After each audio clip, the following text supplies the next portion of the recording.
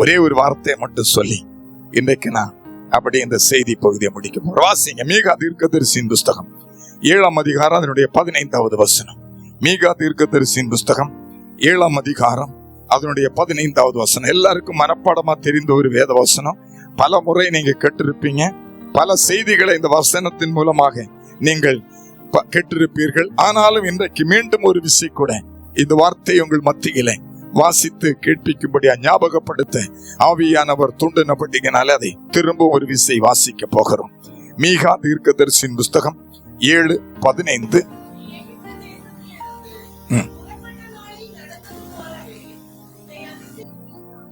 நீ எகிப்து தேசத்திலிருந்து புறப்பட்ட நாளில் நடந்தது போலவே உன்னை அதிசயங்களை காண பண்ணுவேன். அல்லேலூயா. உன்னை அதிசயங்களை காண பண்ணுவேன். அல்லேலூயா. ஆண்டவர் சொல்லுகிறார், இந்த நாளில, இந்த மத்தியான வேளையில தேவனுடைய நாம மகிமைக்காய் உழைக்கிற, தேவனுடைய நாமத்தை மகிமைப்படுத்தும்படி தங்களை அர்ப்பணித்து இருக்கிற, தேவனை ஆராதிக்கிற, அவர் மேல அன்பு செலுத்துகிற உங்களுக்கு ஆண்டவர் கொடுக்கிற வார்த்தை. பல வேளைகளில நாம் நினைத்திருக்கலாம், இவ்வளவு ஆண்டவரை நான் ஆராதிக்கிறேன், ஆண்டவருக்காக நேரத்தை செலவு செய்கிறேன், ஆண்டவருடைய ஊழியத்திற்காக நான் என்னை அர்ப்பணித்து இருக்கிறேன். ஆனா என்னுடைய வாழ்க்கையில என்ன கிடைக்க போகிறது? அவர் மேல நம்பி இருக்கிற இந்த நம்பிக்கைக்கு என்ன பலன் உண்டாக போகிறது என்று பல கேள்விகள் உங்கள் மத்தியில எழும்பிக் கொண்டிருக்கலாம். இந்த மத்தியான வேளையிலே கர்த்தர் மீண்டும் ஒரு விசை இந்த வார்த்தையின் மூலமாக அவருடைய வாக்கு தத்தத்தை நமக்கு கொடுக்கிறார். நான் உன்னை அதிசயங்களை காண பண்ணுவேன். அல்லேலூயா. அல்லேலூயா. என்ன காண பண்ணுவாராம்? அதிசயங்கள். அதிசயம்னா என்ன? அது ஒரு கேள்வி. அதிசயம்னா என்ன?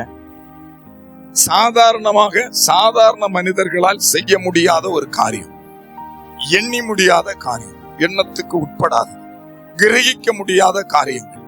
இந்த காரியங்கள் நடக்குதுன்னா அதை அதிசயம்னு சொல்லுவோம். அப்படித்தானே? அல்லேலூயா.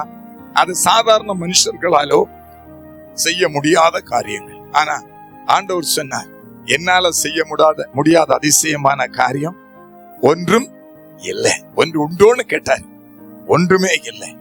எரேமியா தீர்க்கதரிசியின் புத்தகம் 32 அதனுடைய 17 நீங்க படிக்கலாம், 27 படிக்கலாம். 17 சொல்லப்பட்டிருக்கிறது, அதிசயமான காரியம் ஒன்று இல்லை. அல்லேலூயா. எத்தனை பேர் விசுவாசிக்கிறீங்க? இது உண்டு. ஆண்டவரால செய்யக்கூடாத அதிசயமான காரியம் ஒன்று இல்லை. எத்தனை பேர் விசுவாசிக்கிறீங்க? பக்கத்துல கைய பிடிச்சு, ஆண்டவரால செய்யக்கூடாத அதிசயமான காரியம் ஒன்று இல்லை. சொல்லுங்க, சொல்லுங்க, சொல்லுங்க. எதை குறித்து கலங்காதீங்க. ஐயா, இந்த வியாதி எனக்கு சுகமாகுமா?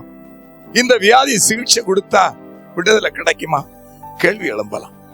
மருத்துவர் சொல்லுவாங்க, இது கொடிய வியாதி, இதுக்கு மருந்து இதுவரை கண்டுபிடிக்கல, அதனால சுகப்படுவதற்கு வாய்ப்பே இல்லை அப்படின்பாங்க, சொல்லுவாங்க.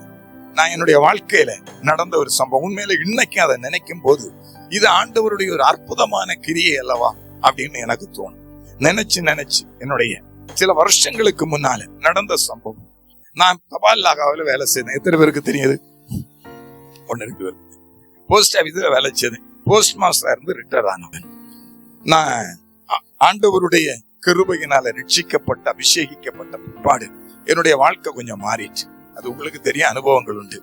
என்னுடைய சாதாரண வாழ்க்கைக்கும் அதுக்கப்புறம் உள்ள வாழ்க்கையும் நிறைய வித்தியாசம் உண்டு. அலுவலகத்துல போய் இருந்தா கூட நான் சாதாரணமா ஒரு வேத புஸ்தகம் என்னுடைய பக்கத்துல இருக்கும், ஜெபித்து கொண்டிருப்பேன். சில சமயங்களில் பேனைய கையில எடுத்தேன்னா கை வரைக்கும். ஆண்டவருடைய அந்த மகிமையின் பிரசன்னத்துல இருப்பேன். அப்படி ஒரு குறிப்பிட்ட அலுவலகம், வேற ஒண்ணு இல்ல, குளித்தறேன். இந்த அலுவலகத்துல வேலைக்காக சேர்ந்தேன்.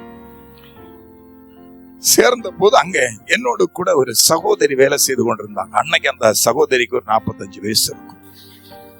இந்த பிள்ளை மாதிரி இருப்பாங்க. 45 வயசு இருக்கும். அந்த பிள்ளைக்கு அளவு இருப்பாங்க, மெல்லுந்தோலிமா இருப்பாங்க. இவங்க நான் 1-2 நாள் வேலை செய்துட்டு பார்த்தா, என்னைக்கு வந்து அவங்க கொண்டு வருகிற சாப்பாடை பார்த்தோம்னா எனக்கு ஆச்சரியமா இருக்கு. ஒரு சிறிய தூக்குவாளி முன்னாலே, இப்ப பாக்கங்கன்னு தெரியல, நம்ம 1/2 லிட்டர் பால் வாங்கக்கூடிய ஒரு பாத்திரம் அப்படின்னு என்ன தெரியும், தூக்கி கொண்டு வாங்க. இதுல கொஞ்சம் கஞ்சி கொண்டு வருவாங்க, ஒரு 1/2 பாத்திரம் கஞ்சி கொண்டு வருவாங்க. அதுல 1/4 பாத்திரம் தான் சாப்பிடுவாங்க, மீதி அவங்களால சாப்பிட முடியாது. நான் அந்த சகோதரியை காணும் போது உள்ளத்துல எனக்கு ஒரு பெரிதாகும். ஒருவேளை ஆண்டவருடைய அந்த மனதுருக்கான்னு வச்சுக்கிடுங்களேன். இந்த காலையில என்ன சாப்பிட்டீங்கம்மா அப்படின்னு கேட்பேன், விளையாட்டா கேட்பேன். பாதி இட்லி சாப்பிட்டுட்டு வந்திருக்கேன் அப்படிமா.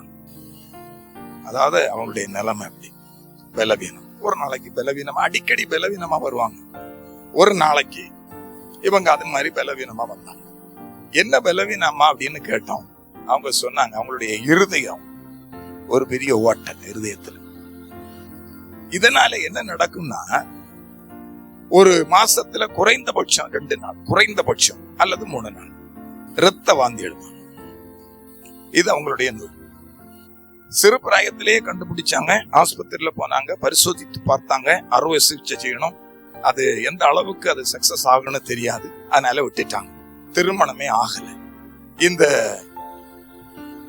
நிமித்தமாக, இதன் நிமித்தமா அடிக்கடி வாந்தி. ஒரு தடவை ரத்த வாந்தி எடுத்தாங்கன்னா, சாதாரண வாந்தி எடுத்தா என்ன நடக்கும்னு நமக்கு தெரியும். என்ன வரும்? சோர்ந்து போயிடும் இல்லையா?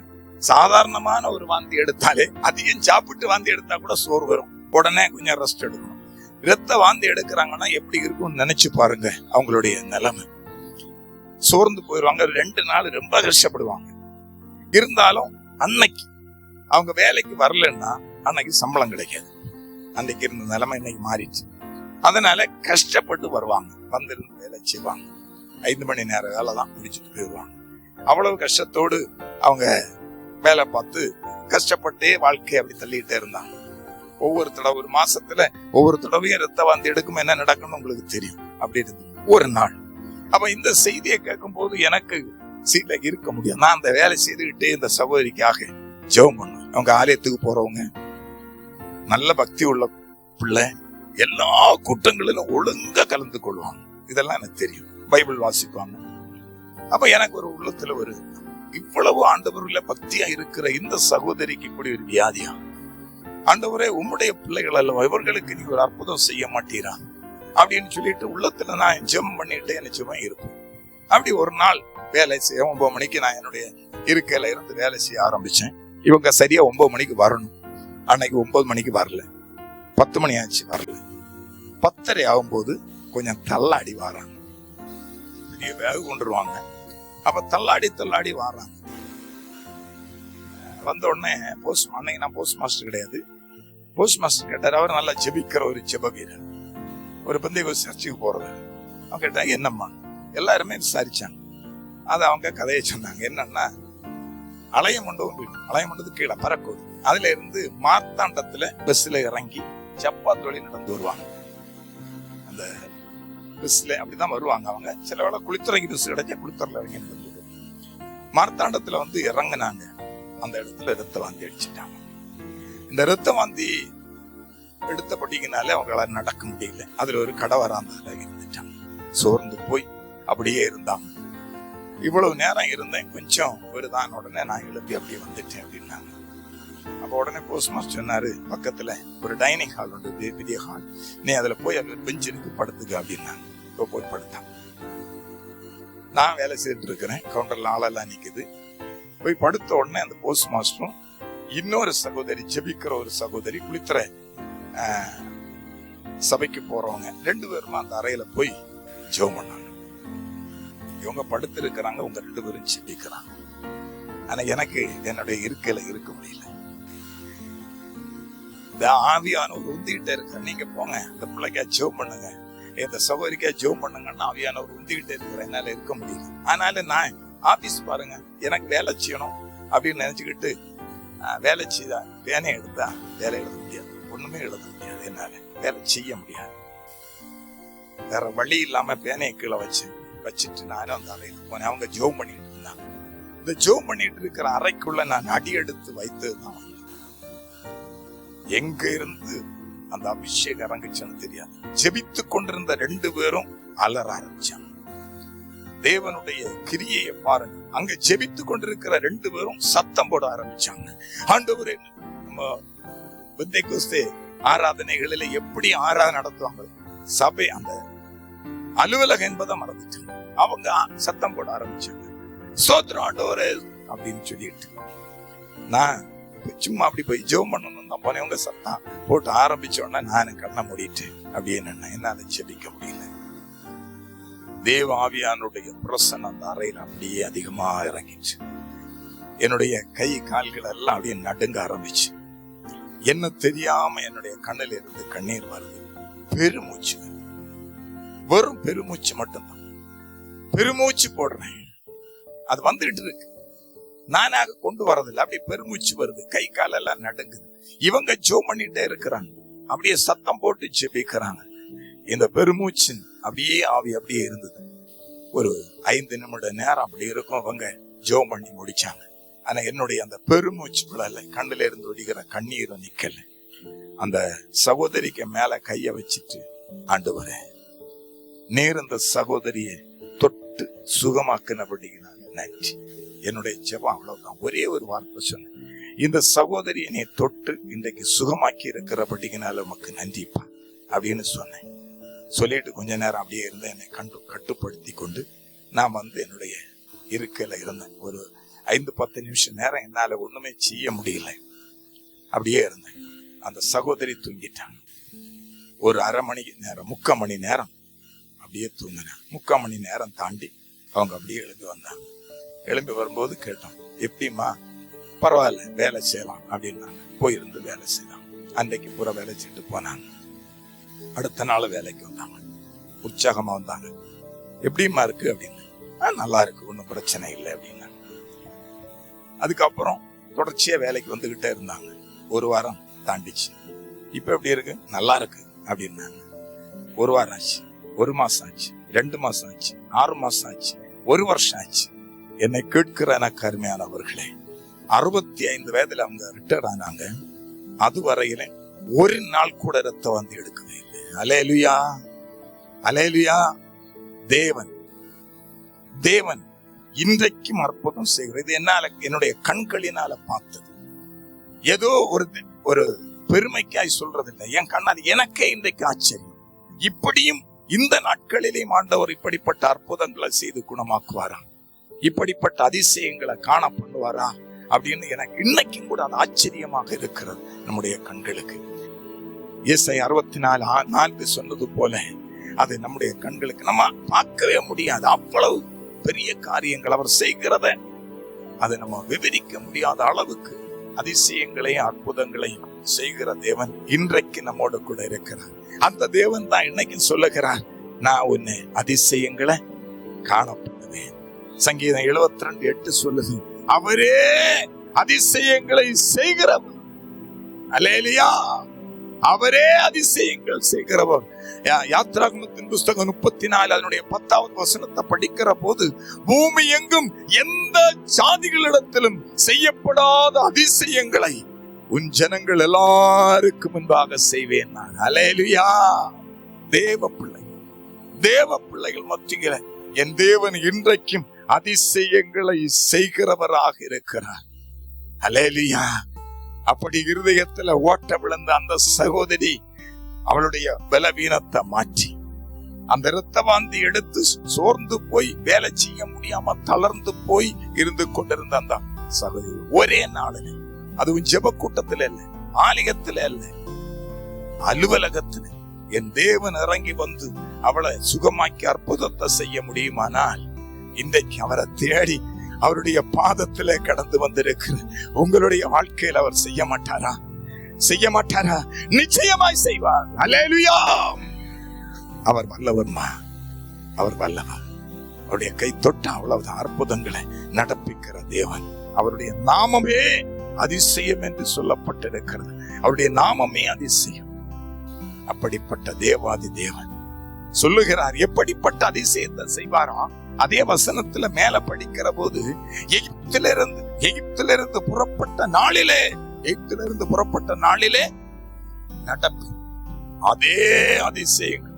அதை நான் இன்னைக்கு விவரிக்கவே வேண்டாம். நம்ம வேத புஸ்தகத்துல நிறைய படிச்சிருக்கோம்.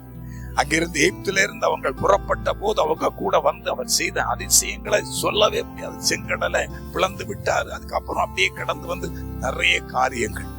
அது கண்மலையில இருந்து தண்ணீரை சுரந்தது. மாறாவில வந்த போது தண்ணியை, கசப்பான தண்ணியை மதுரமா மாற்றினது. இதெல்லாம் உண்மையிலே ஆச்சரியம். இதுல எல்லாத்திலும் விசேஷமான ஒரு காரியம் என்ன தெரியுமா? நான் அந்த வசனங்களுக்கு எல்லாம் போகல. இந்த ஜனங்களை அவர் அந்த வனாந்தரத்துல நடத்தி கொண்டு வந்தார். 40 வருடம் நடந்து வந்தார்கள். ஆனா இந்த 40 வருஷத்துல அவங்க போட்டிருந்த வஸ்திரம் பழசே ஆகலையா? நமக்கு ஒரு நாள் போட முடியல. ஒரு நாள் போட்டாலே பழசாயிரும். அதுக்கப்புறம் அதை போட்டு வாஷ் பண்ணி அதை கிளீன் பண்ணாம அயன் பண்ணாம போடவே முடியாது. 40 வருஷம். அதுல இன்னொரு விசேஷம் பாருங்க, 40 வருஷத்துல வஸ்திரம் பழசாகாம அவர்களால அதை போட முடியும்னா இன்னும் ஒரு அற்புதங்க நடந்திருக்கிற அதிசயம். என்ன அதிசயம் சொல்ல முடியுதா? என்ன அதிசயம் சொல்லுங்க பாக்கலாம். யாருக்காவது ஞாபகம் வருதா? ஊகிக்க முடியுதா? ஊகிக்க முடியலையா? அன்றைக்கு 10 வயதான ஒரு புள்ள போட்டிருந்த துணி பழசாகல. 40 வருஷம் இப்ப பிள்ளைக்கு வயசு தெரியும். இப்ப அந்த வஸ்திரம் என்னாச்சு? பழசாகல, உண்மை. இப்ப அந்த வஸ்திரம் போட்டிருக்குன்னா என்னாச்சு? அந்த வஸ்திரம் வளர்ந்துட்டே வந்தது. அல்லேலூயா! அதுதான் அதிசயம். அதுதான் ஆண்டவர் செய்கிறது. ஒண்ணு, நீங்க ஒவ்வொரு நாளும் கிரகித்து பாருங்க. தேவ சமூகத்துல இருந்த போது, தேவ சமூகத்துல இருந்து அப்படியே தேவனை துதிக்கிற போது, ஆராதிக்கிற போது இந்த சம்பவத்தை ஒண்ணு ஞாபகத்துல கொண்டு வந்து பாருங்க.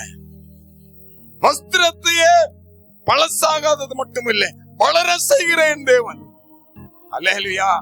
அது செய்ய முடியுமானால் எனக்கு இருக்கிற இந்த ஒரு சிறிய வியாதி அல்லது எனக்கு தேவைப்படுகிற ஒரு சிறிய ஒரு தேவை, இது ஆண்டவரால நிறைவேற்ற முடியாதா? இந்த வியாதியை சுகப்பண்ண முடியாதா? நினைச்சு பாருங்க. அதிசயங்களை காண பண்ணுவேன்னு சொன்னவர் அவர் ஜீவிக்கிற தேவன். அவர் சர்வ வல்லமை உள்ள தேவன். இன்றைக்கு நம்மோடு கூட இருக்கிற, இன்றைக்கு நம் நடுவுல காணக்கூடாதவராய் சர்வ வல்லவராய் வியாபரித்துக் கொண்டிருக்கிறார். ஆமென். கரம் தொட்டா போகட்டும். இன்னொரு பகுதியை கூட நான் சொல்லி முடிக்கட்டும். ஆண்டவர் அற்புதத்தை செய்கிறோம், நம்முடைய வாழ்க்கையில அற்புதங்களை நடப்பிக்கிறோம். நீங்க வேத புஸ்தகத்தை பார்த்தா ஆண்டவர் செய்கிற நடப்பிக்கிற காரியங்கள், கிரியைகள் எல்லாம் பயங்கரமா இருக்கும். 2 நாளுக்கு முன்னால நான் ஒரு வேத பகுதியை வாசித்து தியானித்துக் கொண்டிருந்தேன். நீங்க நியாயாதிபதிகளின் புஸ்தகத்தை படிச்சீங்கன்னா அங்கே அந்த சம்பவம், அதை கூட நான் சொல்லிட்டு அடுத்த பகுதிக்கு போறேன். அதுல 6, 7 அதிகாரத்தை வாசிக்கிற போது அங்க ஒரு மனுஷனை குறித்து வேதம் சொல்லுகிறது, கிதியோன். இந்த கிதியோன் என்கிற மனுஷனை குறித்து உங்களுக்கு நல்லா தெரியும்.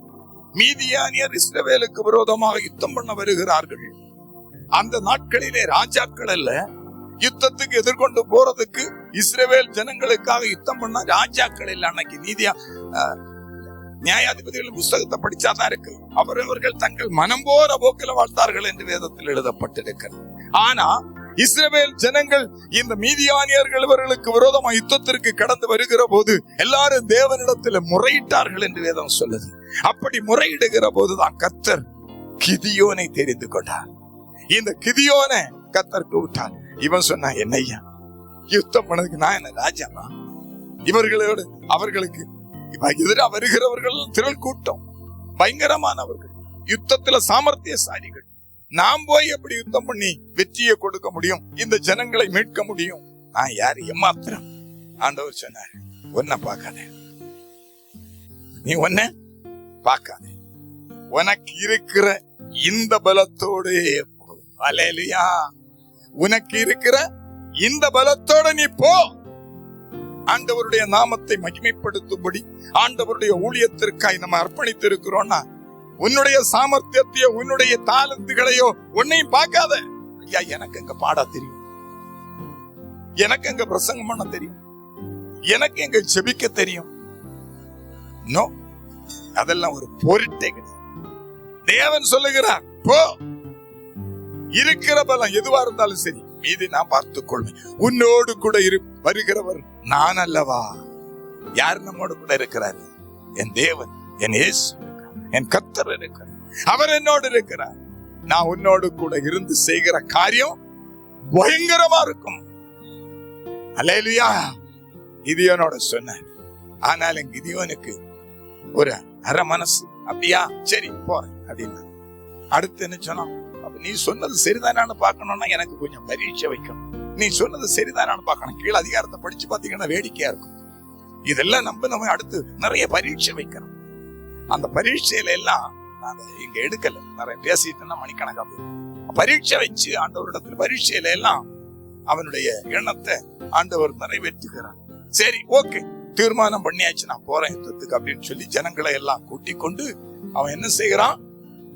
யுத்தத்துக்கு போக புறப்படுகிறான். தேவனுக்கும் நமக்கு உள்ள வித்தியாசம் அதுதான். உண்மையிலேயே புல்லரிக்க வைக்கிற ஒரு சம்பவம். 7ஆம் அதிகாரத்தை நீங்க படிங்க, அது 2வது வசனம் இருக்குதுமா. ஜனங்களை எல்லாம் கூட்டிக் கொண்டு யுத்தத்துக்கு போக புறப்படுகிற போது கர்த்தர் கிதியோனை பார்த்து சொல்லுகிறார். வாசிங்கம்மா.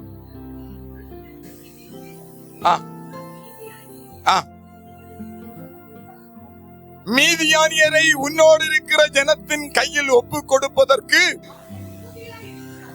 உன்னோடு கூட இருக்கிற இந்த ஜனங்கள், இவர்கள் மிகுதியா இருக்கிறார்கள். அவர்கள் இவன் ரெடி பண்ணி வச்சிருக்கிற இந்த ஜனங்கள் மிகுதியா இருக்கிறார்கள். ஆகவே இத்தனை திரளான ஜனங்களோடு கூட போய் நீ யுத்தம் பண்ணி ஒருவேளை வெற்றி கிடைச்சா நம்ம என்ன சொல்லுவோம்? அடுத்த வசனம் சொல்லுது பாருங்க. என் கை என்னை ரட்சித்தது என்று இஸ்ரவேல் எனக்கு விரோதமாய் வீம்பு பேசுவதற்கு ஏதாகும். வீம்பு பேசு, நான் தான், என் சாமர்த்தியம், நாங்க இவ்வளவு பேரா போனோம், யுத்தம் பண்ணணும், வெற்றி கிடைச்சிட்டு அப்படின்னு. அப்ப என்னுடைய பாகம் உன்னோடு கூட வர நான் சீரம், என்ன அப்படி சீராக்கிறீங்க? இல்ல, நான் தான் அற்புதம் நடப்பிக்கணும், நான் தான் செய்யணும், அதை செய்கிறவர் நான். நீங்க வீம்பு பேசுவதற்கு நான் செய்தாலும் நீங்க வீம்பு பேசுவதற்கு இடம் நான் கொடுக்க கூடாது.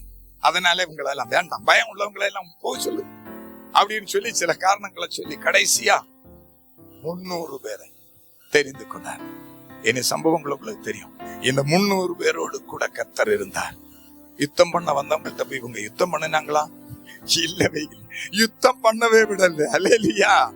அவர் தான் ஆண்டவர், அதான் அற்புதங்களை அதிசயங்களை நடப்பிக்கிறவர். யுத்தம் பண்ண விடல. இவங்க கர்த்தருடைய பட்டயம், கிதியோனின் பட்டயம் அப்படின்னு சொல்லி எக்காலங்களை ஊதினார்கள். அவ்வளவுதான். எதிராய் வந்தவர்கள் எல்லாம் ஒரே குழப்பம், தங்களுக்குள்ள ஒருவருக்கு ஒரு கலகத்தை உண்டு பண்ணி, அவ்வளவுதான். அவங்க மைண்டே மாறிட்டு நடந்ததெல்லாம் உங்களுக்கு தெரியும். ஆண்டவர் இஸ்ரவேலரை அந்த இக்கட்டிலிருந்து ரட்சித்தார். ஹல்லேலூயா. அப்படிப்பட்ட தேவனை சாதாரணமாக நம்ம எண்ணிவிடக் கூடாது. அவர் சாதாரணமானவர். எனக்கு தலைவேதனை வந்து ஜோமனே சுகம் கிடைச்சு ஆண்டவர் எனக்கு சுகம் கொடுத்தார். அதுவல்ல ஆண்டவருடைய கிரியா பயங்கரமா இருக்கு. ஹல்லேலூயா. அவ்வளவு அற்புதங்களை உன்னை அதிசயம் காண செய்வேன். நீ அற்புதம் கண்டிடும். பாட சொன்ன நீங்க அழகா பாடுவீங்க. நேரம் போது அதை விட்டுறேன், போகட்டும். சரி, போகட்டும். ஆண்டவருடைய இந்த அற்புதமான கிரியைகள் நம்முடைய வாழ்க்கையில நாம் பெற்றுக்கொள்ள வேண்டும். வேணுமா வேண்டாமா? வேணுமா வேண்டாமா? அப்ப நம்ம என்ன செய்யணும்? ஒரு பொருளை நான் உங்களுக்கு கொடுக்கிறேன். நம்ம ஐயா உங்களுக்கு ஒரு கிஃப்ட் தரணும்னு நினைக்கிறேன். நீங்க எல்லாம் ஒழுங்கா வாரீங்க கூட்டத்துக்கு.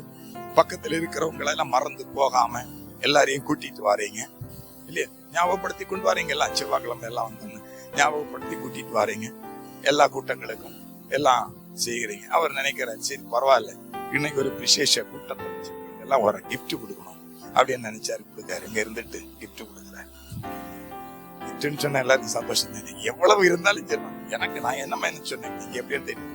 எவ்வளவு கோடிகள் இருந்தாலும் ஒரு ஆள் ஒரு கிஃப்ட் கொடுக்குறாங்கன்னா வாங்க, ரொம்ப சந்தோஷம், உள்ளத்துல ரொம்ப சந்தோஷமா இருக்கும் இல்லையா? இருக்குமாக்கா? இருக்கும்.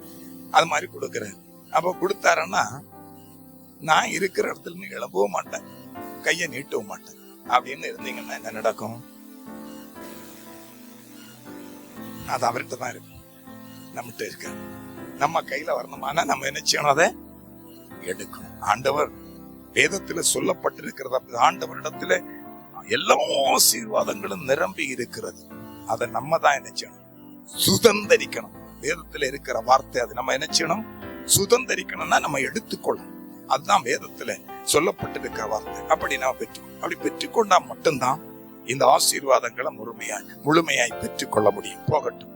இந்த ஆசீர்வாதத்தை பெற்றுக்கொள்ள ஒரே ஒரு காரியத்தை மட்டும் நான் உங்களுக்கு சொல்லட்டும். நம்ம செய்ய வேண்டியது பல காரியங்கள் இருக்கிறது. சொல்லுவாங்க, விசுவாசம் வேணும், நம்பிக்கை வேணும், ஆண்டவரை ஆராதிக்கணும், ஜெபிக்கணும், எல்லாம் ஆண்டவர் தருவார். ஆனா முக்கியமா ஒரு காரியம், யோசுவாவுடைய புஸ்தகம் 3ஆம் அதிகாரம் இந்த வசனத்தை வாசி நான் முடிக்க போறேன். 5ஆம் வசனம், யோசுவாவின் புஸ்தகம்.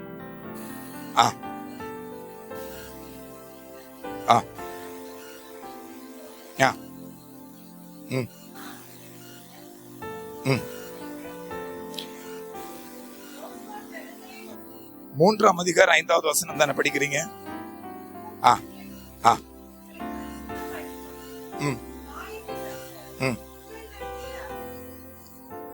அல்லேலூயா.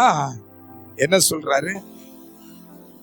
உங்களை பரிசுத்தம் பண்ணிக்கொள்ளுங்கள், ஆண்டவர் உங்கள் நடுவிலே அற்புதங்களை செய்வார். அல்லேலூயா, அல்லேலூயா, அல்லேலூயா. ஒன்று மட்டும்தான், நம்ம தேவனுடைய பிள்ளைகள். நாம் யாரு? நம்ம எல்லாம் யாரு? நம்ம எல்லாம் யாரு? அதை எப்பாவது மறந்திருக்கிறோமா? எந்த சூழ்நிலையிலும் மறக்கக்கூடாது. எந்த சூழ்நிலையிலும் நாம் தேவனுடைய பிள்ளைகள். நாம் தேவனுடைய பிள்ளைகளாய் இருக்கும்படிக்கு அவரை விசுவாசித்து நம்ம ஏற்றுக்கொண்ட போதே அந்த அதிகாரத்தை கர்த்தர் நமக்கு தந்திருக்கிறார். யோவான் 1:12 அப்படி சொல்லப்பட்டிருக்கிறது. விசுவாசம் உள்ளவராய் அவரை ஏற்றுக்கொள்ளுகிற போது என்ன நடக்குது? தேவனுடைய பிள்ளைகளாகும்படி அதிகாரம் கிடைத்தது. அந்த அதிகாரத்தின்படி நாம் தேவனுடைய பிள்ளைகளா இருக்கிறோம்.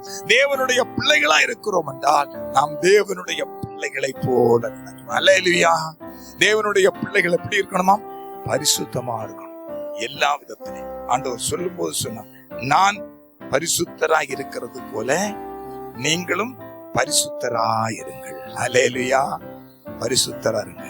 அப்படி இருக்கிற போது என்ன நடக்கும்னா, யோசுவானுடைய புத்தகத்துல படிச்ச ஒரு பெரிய தடை அவனுக்கு முன்னால இருந்தது, யோர்தான். அந்த தடைய அவங்க என்ன செய்வது, கடப்பதற்கு என்ன வழி என்று சொல்லி யோசித்துக் கொண்டிருந்த போது ஆண்டவர் சொன்னார், உங்களை பரிசுத்தம் பண்ணிக்கொள்ளுங்க, நாளைய தினத்துல நான் உங்கள் நடுவில் அற்புதம் செய்வேன். அந்த யோர்தானுடைய அந்த நதியில நீங்க தைரியமா இறங்குங்க. அந்த ஆசாரியுடைய பாதம் படுகிற மாத்திரத்துல யோர்தான் 2ஆக பிரியும் அப்படின்னா அது போல நடந்தது. அல்லேலூயா.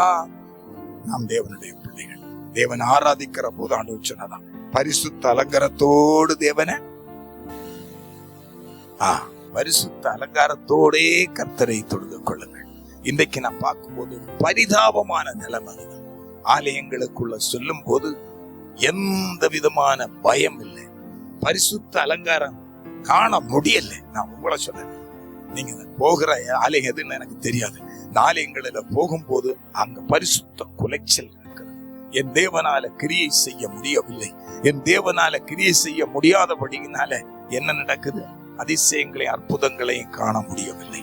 என்னை கேட்கிற எனக்கு அருமையானவர்களே, என்னுடைய உள்ளத்தில் உள்ள ஒரு பெரிய பாரம் நான் உங்களிடத்துல ஷேர் பண்ணிட்டு ஒரு நிமிஷத்துல சொல்லிட்டு முடிக்கிறேன். இந்திய தேசத்துல எவ்வளவோ ஊழியங்கள், ஊழிய களங்கள், எவ்வளவோ மிஷனரி சொல்லி இது போல மலைநாட்டு ஊழியம், அந்த ஊழியம் என் சிறு பிராயத்திலிருந்தே நான் கேட்டுக்கொண்டிருக்கிறேன். ஆனா இந்திய தேசத்துல இருக்கிற ரட்சிக்கப்படாத நபர்கள் இன்றைக்கும் அந்த பாரம்பரிய கட்டலும், அந்த பிள்ளை சூனிய கட்டலும், இன்னும் அதுக்கு மேலாக அந்த என்ன அவருடைய அந்த மாயான அந்த வாழ்க்கை, அதை நீங்க நினைச்சு பாருங்க. இன்றைக்கும் மூட நம்பிக்கை, நான் அதை சொல்லட்டும், மூட நம்பிக்கையில வாழ்ந்து கொண்டிருக்கிற ஜனங்கள் இன்றைக்கும் இந்திய தேசத்திற்குள்ள இருந்து கொண்டிருக்கிறார்கள். ஏன் இவர்கள் எல்லாம் மனம் திரும்ப முடியல? ஏன் இவர்கள் எல்லாம் ஆண்டவரை கண்டு கொள்ள முடியலன்னா முக்கியமான காரியம், இந்த தேசத்துல இருக்கிற இந்த ஜனங்கள் அல்ல, அஞ்ஞானிகள் அல்ல, என் தேவனை ஆராதிக்கிற நம்ம சைடுல தான் குற்றம் இருக்கிறது. ஆண்டவர் அதைத்தான் சொன்னார், இந்த ஜனங்கள் தேசத்துல சேமம் வரணும்னா நம்ம தாழ்த்தணும், ஜெபம் பண்ணணும், பொல்லாத வழியை விட்டு திரும்பணும். யார் திரும்பணும்? பொல்லாத வழியை விட்டு திரும்ப வேண்டியது யாரு? நம்ம தான் திரும்பணும். பாஸ்டர் மட்டும் திரும்பினா போதாது, விசுவாசிகள் ஆண்டவர பாதத்துல இருக்கிறது. இது தேவன் சொன்ன வார்த்தை. அற்புதங்கள் நடக்கும். கடந்த மாதத்துல நினைக்கிற ஒரு சம்பவம் நடந்தது. 14 வயசு யூபிதான் நினைக்கிறேன். 14 வயசு ஒரு சிறுவன் பாம்பு கடிச்சது. இந்த பாம்பு கடிச்ச சிறுவனை இந்திய தேசம், எனக்கு அதான் ஆச்சரியம், பாம்பு கடிச்ச சிறுவனை என்ன செய்தாங்க, ஒரு மந்திரவாதி இடத்துல கொண்டு போனாங்க. செய்தித்தாள்ல எல்லாம் வந்தது. இந்த மந்திரவாதி இடத்துல கொண்டு போனோட மந்திரவாதி சொன்னா, ஐயா நமக்கு பரிசுத்த ஜலம் கங்கை இருக்கிறது, நீங்க இந்த பையனை கொண்டு போய் கங்கை நதியில மிதக்க வைங்க. 12 மணி நேரம் மிதக்க வச்சா போதும், எல்லா விஷயமும் மாறிடும். இந்த பரிசுத்த ஜலத்தினால அவனும் அவனுடைய சரீரத்தில் இருக்கிற விஷயம் எல்லாம் நீங்கி எழும்பிடுவான். அதைத்தான் செய்தாங்க. இந்த வார்த்தையை கேட்டு அதைத்தான் செய்தாங்க பெற்றோர். இந்திய தேசத்தில் இருக்கிற நம்முடைய உடன்பிறப்புகள், நம்முடைய சகோதர சகோதரிகள் இன்றைக்கு அதைத்தான் செய்து கொண்டு இருக்கிறார்கள். ஒரு பானையை கட்டி அதுக்கு மேல வச்சு கங்கை நதியில மிதக்க விட்டாங்க. 12 மணி நேரம் கழிச்சு பார்த்தாங்க. என்ன ஆயிருக்கும்னு நான் சொல்ல வேண்டியதில்லை. என்னை கேட்கிற எனக்கு அருமையானவர்களே, இதுக்கெல்லாம் காரணம் தேவன சமூகத்தில் தேவ பிள்ளைகளாய் இருக்கிற நாம் நம்மை பரிசுத்தப்படுத்திக் கொள்வோம். ஆண்டவர் அதிசயங்களை நடப்பிப்பார். ஆண்டவர் அதிசயங்களை அற்புதங்களை நடப்பிப்பார். ஆனால் நிச்சயமாய் அதை பார்க்கிற ஜனங்கள் கர்த்தரை நம்புவார்கள், கர்த்தர் மேல விசுவாசம் வைப்பார்கள், ரட்சிக்கப்படுவார்கள் என்பதில் சந்தேகம் இல்லை. அந்த பாரத்தோட சொன்னார், உங்களை நீங்கள் பரிசுத்தம் பண்ணிக்கொள்ளுங்கள், கர்த்தர் உங்கள் நடுவிலே அதிசயங்களை செய்வார். அப்படியே கண்களை மூடுவோமா?